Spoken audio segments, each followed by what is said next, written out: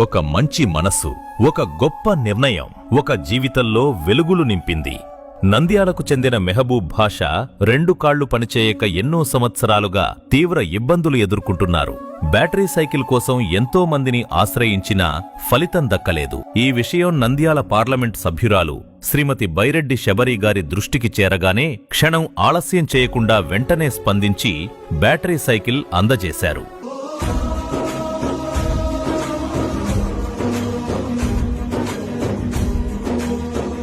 ఆ battery cycle ఆయనకు కేవలం ఒక వాహనం కాదు, స్వేచ్ఛగా తిరిగే అవకాశం, ఆత్మవిశ్వాసం, కొత్త జీవితానికి నాంది.